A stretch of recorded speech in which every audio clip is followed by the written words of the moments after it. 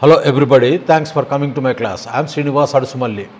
నేను 88వ ఎపిసోడ్లో 88th ఎపిసోడ్లో మీలో ఎంతమంది ఇంగ్లీష్ చూసి చదవగలరు అని ఒక చిన్న టాపిక్ గురించి మాట్లాడాను. ఎందుకంటే ఏ భాష అయినా సరే తెలుగుతో సహా మనం మాట్లాడవలసినటువంటి భావాన్ని మనము అర్థవంతమైనటువంటి భాగాలుగా విభజించి, అంటే మనలో ఉన్న భావాన్ని పదాల రూపంలో వ్యక్తపరుస్తాం కదా, ఆ పదాలను అర్థవంతమైనటువంటి భాగాలుగా చేసి ఆ అర్థవంతమైన భాగంలో ఉన్న పదాలను ఒకసారిగా పలికి రెండవ భాగం పలికేటప్పుడు ఆ రెండు భాగాల మధ్యలో ఎంత తక్కువ గ్యాప్, అంటే రెండు భాగాలు పలికేటప్పుడు మధ్యలో మనం మాట్లాడే ఈ మాటలు కొంచెం సేపు ఆపాలి. అది ఎంత తక్కువగా ఆపగలిగితే అంత మంచిది. కానీ అక్కడ బ్రేక్ అనేది రావాలి మీ వాయిస్లో. అది ప్రతి భాషకి వర్తిస్తుంది.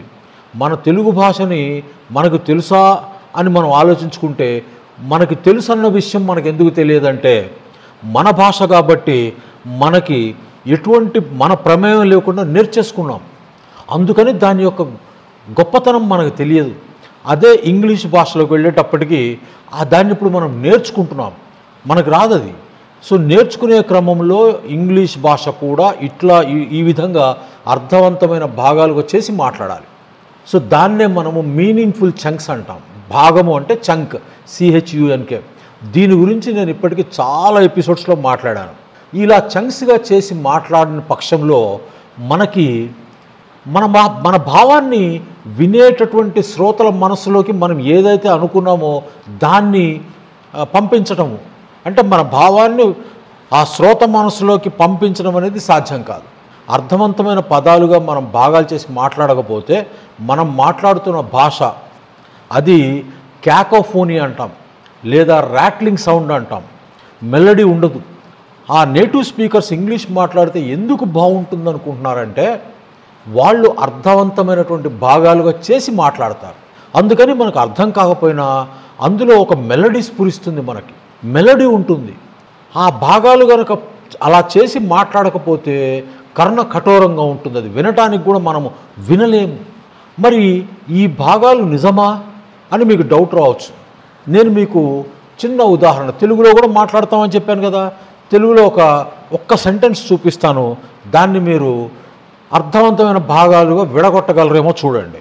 ఈ సెంటెన్స్ ఇచ్చాను మీకు, నేను ఎటువంటి స్పేసెస్ ఇక్కడ పెట్టలేదు కావాలని. ఇప్పుడు దీన్ని మీరు చదువుతూ దానిలో ఏ విధంగా మనము ఆ చంక్స్ ఏర్పరచొచ్చో మీరు ప్రయత్నించి చూడండి. రాముని తోక పివరుండు ఇట్లనియే. దీన్ని మీరు ఇందులో ఉన్నటువంటి పదాలు మీకు తెలియని పక్షంలో ఇలా చదివేటటువంటి ప్రమాదం ఉంది. ఎందుకంటే మనకి రాముని తెలుసు, ఈ కపివరుండు తెలియకపోతే మనం ఏం చేస్తామంటే ఈ రామునితో ఉన్న కపివరుండులో పీ కలిపి మనకి తోక తెలుసు కాబట్టి రాముని తోక పివరుండు ఇట్లని అని చదువుతాం. ఇది ఎలా చదవాలి? రామునితో కపివరుండు ఇట్లనియే. కపివరుడు అంటే ఎవరండి? ఆంజనేయ స్వామిని. కపి అంటే కోతి అండి. కపివరుండు ఇట్లనియే, రామునితో ఆంజనేయ స్వామి ఇలా అన్నాడు అని చెప్తున్నాం. ఆయన ఏం చెప్తున్నాడో తర్వాత చెప్తాం. అర్థమైంది కదా? మరి ఇంగ్లీష్లో కూడా ఇలానే చేయాల్సి ఉంటుంది. నేనేం చెప్తున్నాను, అర్థవంతమైన భాగాలు కనుక చెయ్యకపోతే నీ మనసులో ఏముందో ఎదుటి వాళ్ళకి అర్థం కాదు. పైగా ర్యాట్లింగ్ సౌండ్ అంటే డబ్బాలో రాళ్ళేసి గిలకొట్టినట్టు ఉంటుంది. క్యూట్. చూడండి, ఇప్పుడు సెంటెన్స్ ఇస్తాం మీకు, 6 పదాలు మాత్రమే ఉంటుంది ఆ వాక్యము. ఆ వాక్యాన్ని మీరు మన ఇష్టం వచ్చినట్టు కనుక విడకొడితే అర్థాలు మారిపోతాయి, లేదా అసలు అర్థరహితంగా మారిపోతుంది. దానికి ఎటువంటి అర్థం కూడా ఉండనటువంటి ప్రమాదం కూడా ఉంటుంది. చూడండి, 6 పదాలతో ఒక చిన్న వాక్యం, మీరు దాన్ని విడగొట్టగలరేమో చూడండి. ఇదండి చిన్న వాక్యము. He said his wife is mad. 6 పదాలు. మీరు ఎలా చదువుతారు? చదవండి. సో ఈ పదాన్ని మనము ఎలా చెప్పొచ్చు అంటే 2-3 అర్థాలుగా చెప్పొచ్చు. ఒక అర్థం ఏంటంటే, ఏమండి తన భార్య పిచ్చిది అని అతను చెప్తున్నాడు, ఒక అర్థం. ఒక విధంగా పగలగొడితే అంటే చంక్స్ చేస్తే, తన భార్య పిచ్చిది అని అతను చెప్తున్నాడు అని ఒక అర్థం. అతను పిచ్చివాడని అతని భార్య చెప్తుంది అని ఇంకొక అర్థం. అసలు ఏ అర్థం లేకుండా కూడా మాట్లాడవచ్చు. అంతే. 6 పదాలని మన ఇష్టం వచ్చినట్టు విడగొడితే అర్థాలే మారిపోతాయి. మరి మనము సెంటెన్సెస్ ఎలా చదువుతాం చంక్స్ తెలియకుండా? కాబట్టి ఇప్పుడు ఎలా చదవాలి దీన్ని చూడండి. ఇక్కడ మనం ఏంటంటే మన మనసులో ఉన్న భావాన్ని బట్టి అక్కడ మనం ఏం చెప్పదలుచుకున్నామనే భావాన్ని బట్టి మీరు సెంటెన్స్ని బ్రేక్ చేయాల్సి వస్తుంది. చూడండి ఇక్కడ ముందు నేను హీ సెడ్ తర్వాత ఎక్కువ స్పేస్ ఇచ్చి, స్పేస్ అంటే నా వాయిస్ బ్రేక్ చేస్తే హిస్ వైఫ్ ఈజ్ మ్యాడ్. దీన్ని ఎలా చదువుతామంటే he said his wife is mad. So అతని భార్య పిచ్చిది అని అతను చెప్తున్నాడు. హీ సెడ్ ఎవరు చెప్తున్నారు? అతను. ఏమని చెప్తున్నాడు? His wife is mad. కాబట్టి ఇక్కడ ఏంటి, ఇక్కడ మనం స్పేస్ మనము కనిపించేటట్టు కాన్స్పిక్యూస్గా ఆ టైం తగ్గించినప్పటికీ మనం స్ట్రెస్ చేయటంలో కూడా ఆ టైంని మనము ఎక్స్ప్రెస్ చేయొచ్చు. He said his wife is mad అలా చెప్తాం. అలా కాకుండా ఇలా చెప్పండి, he said his wife is mad. ఇది ఇలా రాయొచ్చు అనమాట. He said his wife is mad. ఇది చదువుకునేటప్పుడు బాగా అర్థమవుతుంది. He said his wife is mad అంటే అతని భార్య ఏమని చెప్తుంది? అతను పిచ్చివాడని చెప్తుంది. సో ఇక్కడ మీరు సింపుల్గా మీరు ఆ చంక్స్ చేయటంలో పొరపాటు చేస్తే మన ఉద్దేశము అతని భార్య పిచ్చిదని అతను చెప్తున్నాడు అని మనం చెప్పాల్సి వస్తే ఇలా చంక్స్ చేస్తే దాని అర్థం ఏంటంటే అతని భార్య చెప్తుంది ఏమని? అతను పిచ్చివాడు అని. ఇలాంటి ప్రమాదాలు వస్తాయి.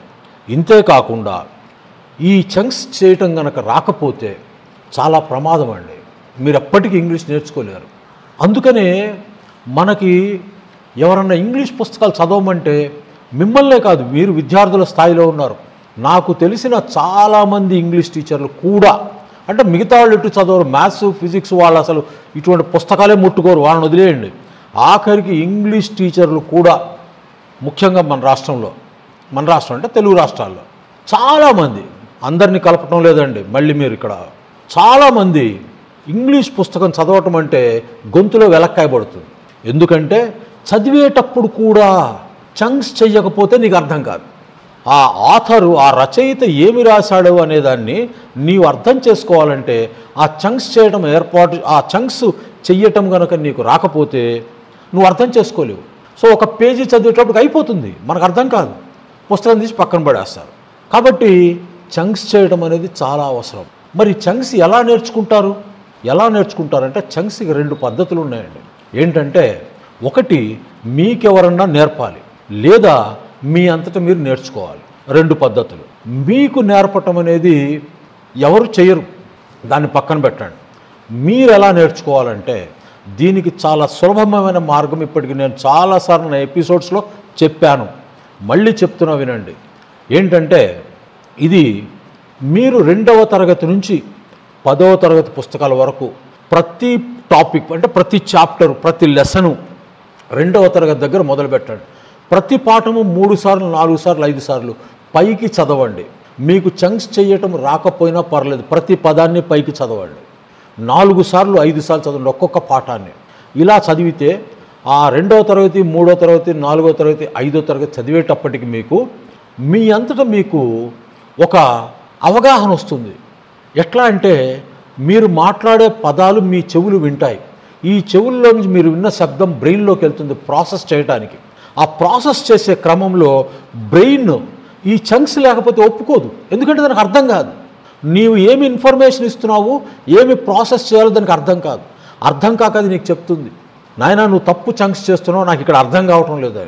సో ట్రయల్ అండ్ ఎర్రర్ మెథడ్లో నీవు ఒక 4 తరగతుల పుస్తకాలు ప్రతి లెసన్ ఒక 5-6 సార్లు చదివేటప్పటికీ ఆ ట్రయల్ అండ్ ఎర్రర్లో చిన్న పుస్తకాలు కదా మనకు అర్థమైపోతుంది. సో చిన్న పుస్తకాల దగ్గర నుంచి 2వ తరగతి నుంచి మొదలుపెట్టి 5వ తరగతి వచ్చే వరకు నీకు చంక్స్ చేయటము 90% వచ్చేస్తుంది. నాకెవ్వరూ నేర్పలేదు, ఇలా చదువుకుంటూ వెళితే అదే వస్తుంది. ఇదొక పద్ధతి. రెండోది అని చెప్పాను, మీకెవరికైనా నేర్పించాలి. నేర్పించడం అంటే ఇది నేను సొంతంగా ఇది చదవటం వల్ల, ఇన్ని పుస్తకాలు చదవటం వల్ల నా ఎక్స్పీరియన్స్లో ఈ చంక్స్ ఎలా చేయాలో నేర్చుకున్నాను. ఇవి కొన్ని రూల్స్. ఎలా అంటే నేను ఎక్కడ రాసుకోలేదు, ఎందుకంటే మీకు ఇంగ్లీష్ పాఠాలు చెప్పే ముందు నేను ఎవరికి పాఠాలు చెప్పలా. ఏదో వొకాబులరీ చెప్పాను, కరెక్షన్ ఆఫ్ సెంటెన్సెస్ చెప్పాను, కానీ ఇంగ్లీష్ ఇలా చంక్స్ చేయాలి ఇలా చేయాలి నేను ఎవరికి చెప్పలేదు. సో నేను ఇవి ఎక్కడ రాసుకోలేదు. సో మనసులో అనుకున్న చదివేటప్పుడు ఓహో ఈ రూలు ఇలా వచ్చినందుకు ఇక్కడ ఈ రూల్ అప్లై అవుతుందా ఇలా అనుకున్నాను మనసులో. ఇప్పుడు నన్ను పేపర్ మీద పెట్టమన్నా కూడా పెట్టలేను. అందుకని క్లాసులు చెప్పేటప్పుడు ఏదో మనకి ఫ్లోలో అది స్పార్క్ వచ్చినప్పుడు ఆ రూల్ నేను మీకు చెప్తాను. మొత్తం నాకు తెలిసి నేను ఏర్పరచుకున్నవి ఒక 8-9 రూల్స్ ఉన్నాయి. ఆ రూల్స్ మీకు చెప్తాను. ఇవి నేను ఎప్పుడు పేపర్ మీద రాయాలని ప్రయత్నం కూడా చేయలేదు. కాబట్టి పాఠాలు చెప్పే క్రమంలో ఎప్పుడో ఏదో స్పార్క్ వచ్చినప్పుడు అది బయటకు వస్తుంది, మీకు చెప్తాను. ఇది కాకుండా మీ అంతటా మీరు మొదలు పెట్టండి. నాకెవరు నేర్పలా, కాబట్టి మీకు కూడా ఎవరు నేర్పక్కర్లేదు. మీరు చేయాల్సింది ఒకటే, పైకి చదవండి. ఇప్పుడు ఆ 88th ఎపిసోడ్ చూసిన తర్వాత 3 స్టూడెంట్స్ నాకు వాళ్ళు దాన్ని రికార్డ్ చేసి ఈమెయిల్ ద్వారా నాకు పంపించారు. అందులో పరమేశ్ అనే అబ్బాయి యొక్క రికార్డింగ్ బాగాలేక నేను ఇప్పుడు మీకు చూపించలేకపోతున్నాను. మిగతా ఇద్దరివి, ఒక అతని పేరు కోనల ప్రసాద్, రెండో అతనేమో జాన్ వెస్లీ. వీళ్ళిద్దరి వినిపిస్తాను. ముందేమో ఎటువంటి టెక్స్ట్ లేకుండా డిస్ప్లే లేకుండా మీకు వినిపిస్తాను, ఒట్టి వాయిస్, అది వినండి. తర్వాత అదే రికార్డింగ్ మళ్ళీ టెక్స్ట్ డిస్ప్లే చేస్తూ వినిపిస్తాను. మొదటిసారి కళ్ళు మూసుకొని వినండి, రెండోసారి అది చూడండి. అప్పుడు మీకు అర్థమవుతుంది ఎలా మాట్లాడారు, బాగుందా బాగాలేదా అని అర్థమవుతుంది. సో వినేటప్పుడు అక్కడ ఎటువంటి డిస్ప్లే ఉండదు కాబట్టి మీరు ఫోకస్డ్గా కళ్ళు మూసుకొని వినండి. ఎంతండి, 1 నిమిషం కూడా ఉండదు. సో మీకు ఎలా ఉందో చూడండి. మళ్ళీ నెక్స్ట్ అదే రిపీట్ అయ్యేటప్పుడు టెక్స్ట్ డిస్ప్లే అవుతుంది. ఇప్పుడు టెక్స్ట్ చూస్తూ వాళ్ళు ఎలా మాట్లాడుతున్నారో వినండి. మీకు వాళ్ళు ఎటువంటి టెక్స్ట్ మీకు డిస్ప్లే కాకుండా విన్నప్పుడు, టెక్స్ట్ డిస్ప్లే చేసినప్పుడు ఒకే విధంగా ఉంటుంది మీకు అర్థమవటంలో. చక్కగా మాట్లాడారు. 2-3 మైనర్ మిస్టేక్స్ అందరికీ ఉంటాయి, పొరపాట్లు, ఎందుకంటే నేర్చుకునే స్టేజ్లో ఉన్నారు కాబట్టి. దాన్ని కొంచెం రిఫైన్ చేసుకుంటే బ్రహ్మాండంగా చదువుతారు. ఇదంతా మీకెందుకు చూపిస్తున్నానంటే, వాళ్ళు చేయగలిగింది మీరు చేయలేరా? చేయొచ్చు కదా. కాబట్టి వాళ్ళు చేసినటువంటి ప్రయత్నం మీరు చూసిన తర్వాత దాని నుంచి మీరు కూడా స్ఫూర్తిని పొంది మోటివేట్ అయ్యి మీరు కూడా ఈ రోజు నుంచి పైకి చదవటం అలవాటు చేసుకుంటారు. చంక్స్ ద్వారా చదవకపోతే మీరు ఎప్పటికీ ఇంగ్లీషు కనీసం చదవను కూడా చదవలేరు. మాట్లాడడం సంగతి భగవంతుడికి తెలుసు. చదవను కూడా చదవలేరు. ఒక పుస్తకం ఇస్తే భయపడతారు, ఒక న్యూస్ పేపర్ చదవమంటే భయపడతారు. ఒక చిన్న విషయం అండి, ఇంతమంది ఇంగ్లీష్ చెప్తున్నారు కదా మనకు యూట్యూబ్లో, ఎవరినైనా వచ్చినటువంటి పేపర్ని పైకి చదవమని చెప్పండి, పైకి చదవమని చెప్పండి. ర్యాట్లింగ్ సౌండ్, ఎందుకంటే చంక్స్ ఎలా చేయాలో తెలియకుండా మాట్లాడితే చదివితే అది ర్యాట్లింగ్ సౌండ్ క్యాకోఫోనీ అవుతుంది. CACOPHONY క్యాకోఫోనీ అవుతుంది తప్పితే అది మెలోడియస్గా ఉండదు. కాబట్టి ఆ స్ఫూర్తిని పొంది మీరు కూడా నేర్చుకుంటారు అనే ఉద్దేశంతో వాళ్ళవి చూపిస్తున్నాను. వాళ్ళవి చూడండి, చూసిన తర్వాత వాళ్ళు చేసిన పొరపాట్లు ఏంటో మీకు చెప్తాను. ఓకే, వినండి. I was born into a middle-class Tamil family in the island town of Rameswaram in the erstwhile Madras state. My father Jainuddin had neither much formal education nor much wealth. Despite these disadvantages, he possessed great innate wisdom and a true generosity of spirit. He had an ideal helpmate in my mother, Ashamma. I do not recall the exact number of people she fed every day, but I am quite certain that far more outsiders ate with us than all the members of our own family put together. I was born into a middle-class Tamil family in the island town of Rameswaram in the erstwhile Madras state. My father Jainuddin had neither much formal education nor much wealth.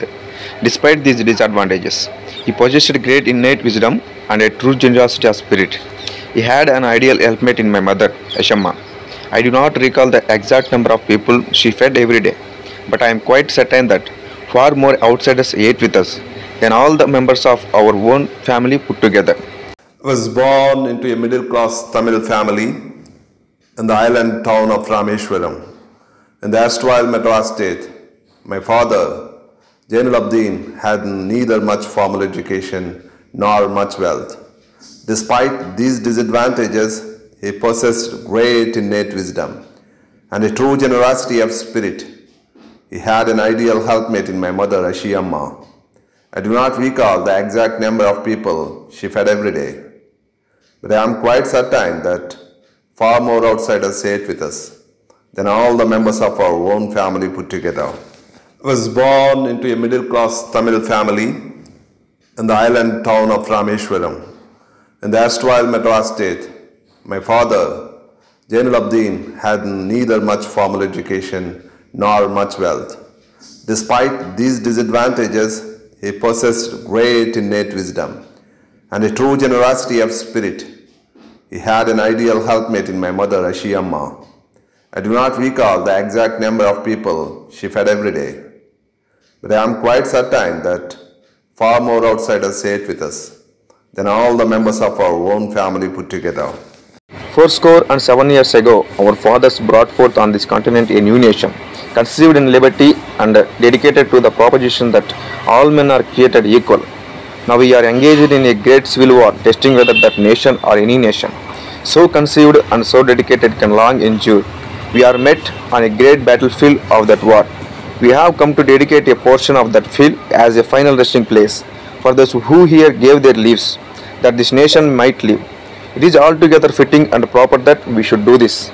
7 years ago, our fathers brought forth on this continent a new nation, conceived in liberty and dedicated to the proposition that all men are created equal. Now we are engaged in a great civil war, testing whether that nation or any nation, so conceived and so dedicated, can long endure. We are met on a great battlefield of that war. We have come to dedicate a portion of that field as a final resting place for those who here gave their lives, that this nation might live.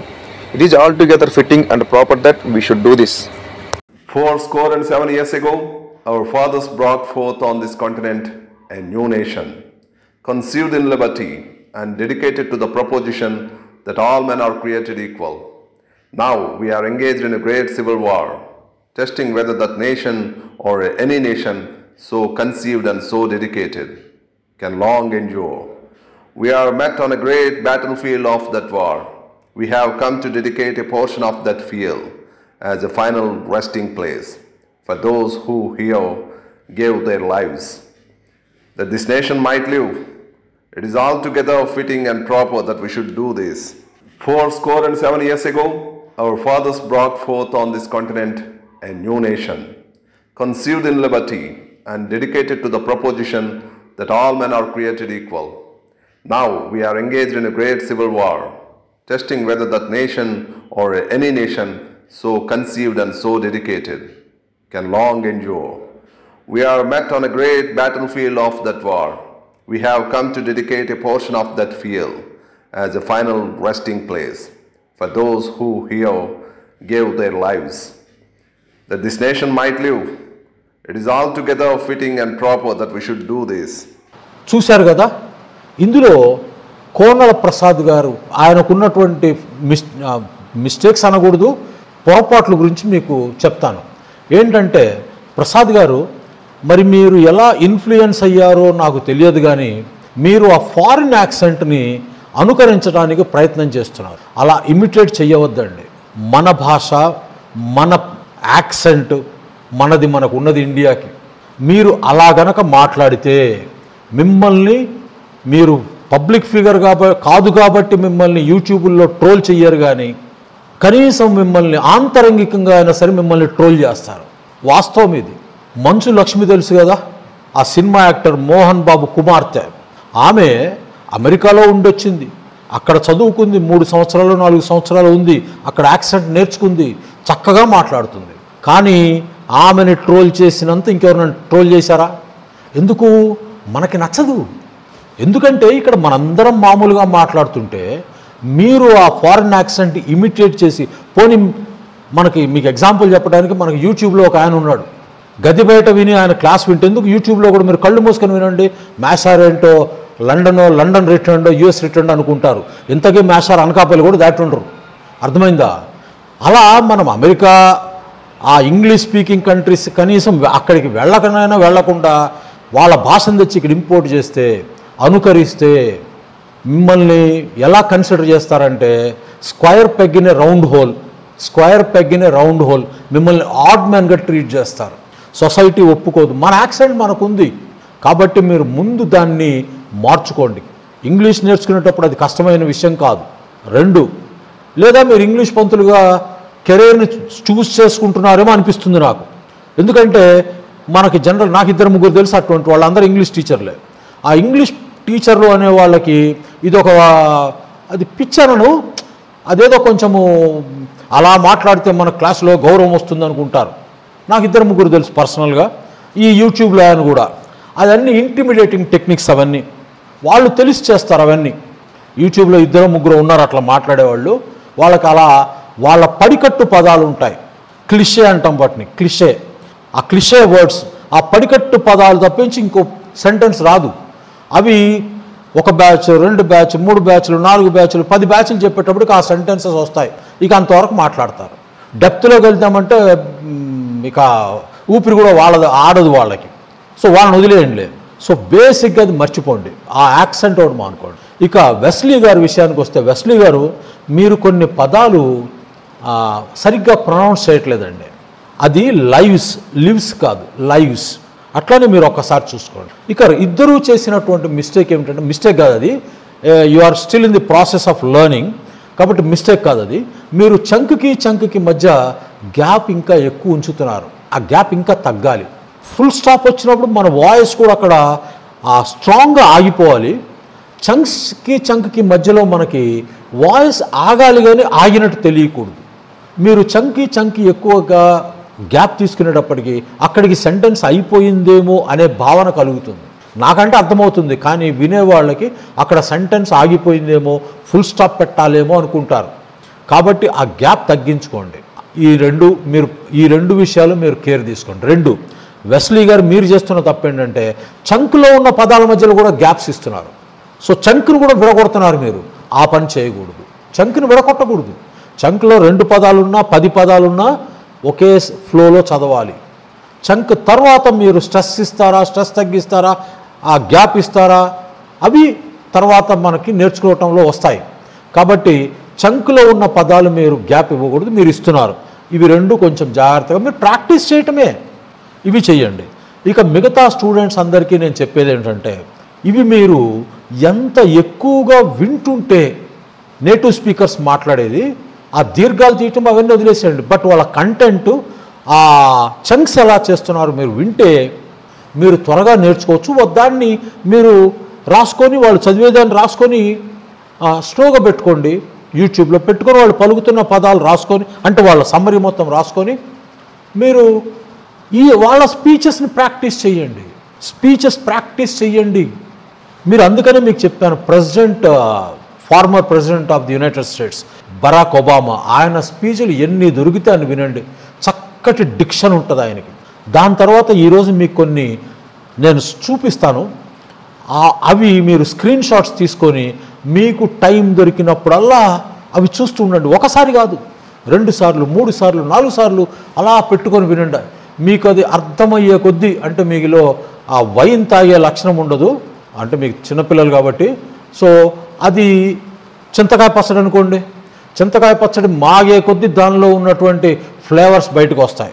అదేవిధంగా ఈ speeches వాళ్ళు వినే కొద్దీ మీరు మనకి first time చదివినప్పుడు కొంత అర్థమవుతుంది, రెండోసారి చదివినప్పుడు ఇంకొంచెం అర్థమవుతుంది, 4వసారి, 5వసారి, 6వసారి, 10వసారి వచ్చేటప్పటికి మీరు ఆ స్పీచ్ మీరు కూడా చెప్తారు. ఇవి నేను ఇప్పుడు చూపిస్తాను, అవి చూడండి.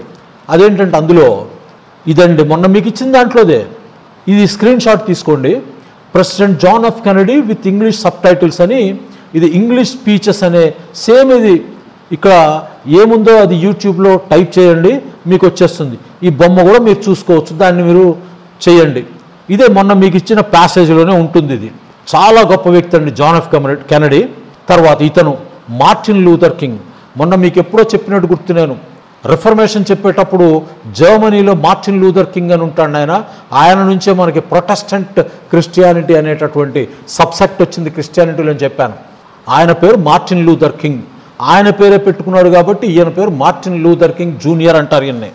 ఈయన మన గాంధీ గారి అహింసా సిద్ధాంతాన్ని నమ్మినవాడు, ఆయన్ని ఆ సిద్ధాంతాలని పాటించినవాడు. సో మీరు ఈ స్పీచ్ ఒకటి వినండి, English speech Martin Luther king junior, I have a dream. ఇది చాలా చాలా గొప్ప స్పీచ్ అండి, ఇది వినండి. ఆయన సొంతంగా ఆయన మాట్లాడిందే ఇది. తర్వాత అబ్రహాం లింకన్ గెట్టిస్బర్గ్ స్పీచ్ చెప్పా కదా, అది Abraham Lincoln Gettysburg address from the movie saving Lincoln. So ఇది వినండి. తర్వాత Lincoln's Gettysburg address performed by president Obama. Abraham Lincoln యొక్క గెట్టిస్బర్గ్ని ఇప్పుడు ఒబామా చదువుతాడు, వినండి. ఈ స్పీచెస్ మీరు 2 సార్లు, 3 సార్లు, 4 సార్లు, దీనికి అసలు లిమిట్ లేదు మీ ఓపిక. ఎన్నిసార్లు చదివితే అన్నిసార్లు చదవండి. ఆ మార్టిన్ లూథర్ కింగ్ స్పీచ్ మాత్రము రాసుకోండి, మీకు దొరుకుతాయి. నెట్లో మార్టిన్ లూథర్ కింగ్ గూగుల్లో టైప్ చేయండి, స్పీచ్ మొత్తం వచ్చేస్తుంది. ఇది ముందు పెట్టుకొని ఇది వింటుండండి. అట్లానే John F Kennedy titles, subtitles పడితే అవన్నీ రాసుకోండి. ఇప్పుడు మీరు అవి ముందు పెట్టుకొని చక్కగా అర్థమయ్యేటట్టు రాసుకోండి. ఈ టైటిల్స్ ముందు పెట్టుకొని అది వినండి. అట్లనే ఈ సేవింగ్ లింకన్ అనే సినిమాలో ఉన్నటువంటి ఆ భాగాన్ని వాళ్ళు యూట్యూబ్లో పెట్టారు, చక్కగా డౌన్లోడ్ చేసుకోండి. ఈ ప్రెసిడెంట్ ఒబామా చూసుకోండి. ఇంతే కాకుండా ఇదొకటి చూడండి. ఈయన పేరు రాబర్ట్ ఎఫ్ కెనడీ. ఇందాక ఆయన పేరు జాన్ ఎఫ్ కెనడీ. ఆయన బ్రదర్, ఆయన తమ్ముడు ఇతను కూడా అమెరికన్ ప్రెసిడెంట్ ఎలక్షన్కి 1969లో నుంచుంటాడు. 69 కాదు, 68లో నుంచున్న తర్వాత ఇతను ఈ ప్రెసిడెంట్గా ఎలక్ట్ అవ్వడు, ప్రెసిడెంట్ ఎలక్ట్ క్యాండిడేట్ అంటాం. సో అతను ప్రచార నిమిత్తము ఇండియానా స్టేట్ వెళ్తాడు, యుఎస్లో. ఆ ఇండియానా స్టేట్లో ఇతను ఎలక్షన్ ప్రచారం నిర్వహిస్తున్న సమయంలో ఇందాక మీకు చూపించినటువంటి మార్టిన్ లూథర్ కింగ్ జూనియర్ని చంపివేయబడతాడు. ఆయన అసాసినేట్ చేయబడతాడు. ఆ న్యూస్ ఇప్పుడు ఈ రాబర్ట్ ఎఫ్ కెనడీ, ఇతన్ని బాబీ కెనడీ అని కూడా అంటారు. ఇతను అక్కడ ఉన్నటువంటి ఇండియానా స్టేట్లో ఇండియానా పోలీస్ అనే సిటీలో ఉంటాడు.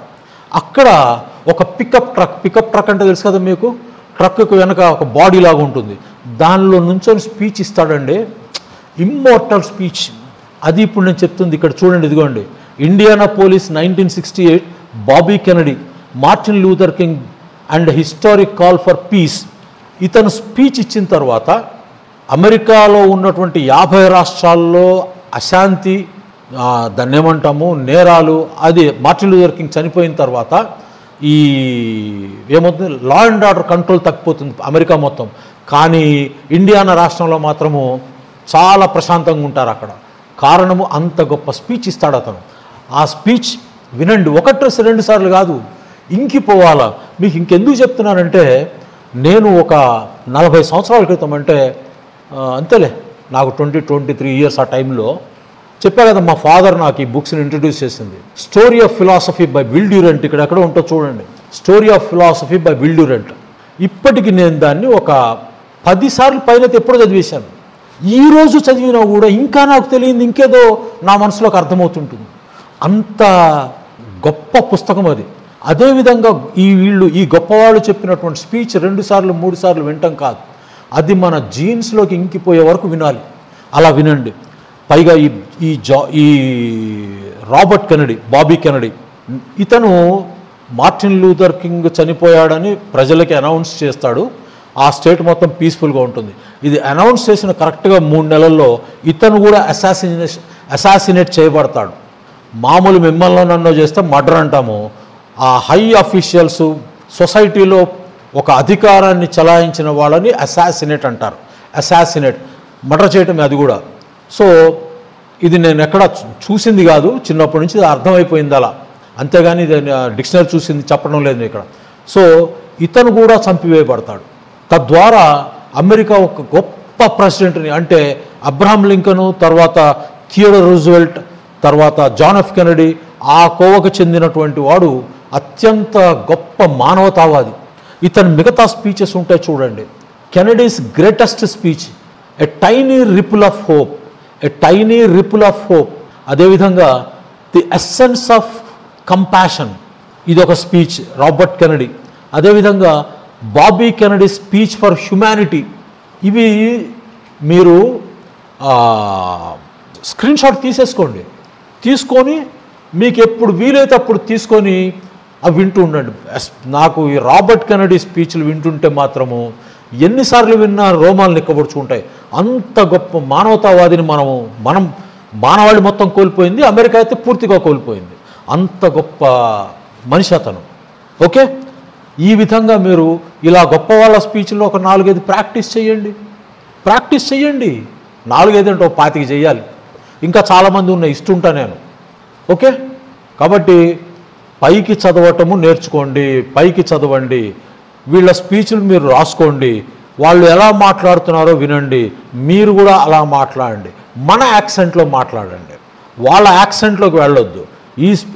ఆ చంక్స్ ఎలా చేయాలో వాళ్ళని చూసి నేర్చుకోండి. కానీ మన యాక్సెంట్లో మాట్లాడండి, మన యాసలో మాట్లాడండి. వాళ్ళ యాస మనకొద్దు. క్లాస్ ఎలా ఉందో చెప్పండి. క్లాస్ నచ్చితే లైక్ చేయండి. ఎప్పట్లాగానే మీ కామెంట్స్ పంచుకోండి. నెక్స్ట్ క్లాస్ నుంచి మనము పార్ట్స్ ఆఫ్ స్పీచ్ మొదలు పెడతాను. అప్పటి వరకు టేక్ కేర్. Bye bye.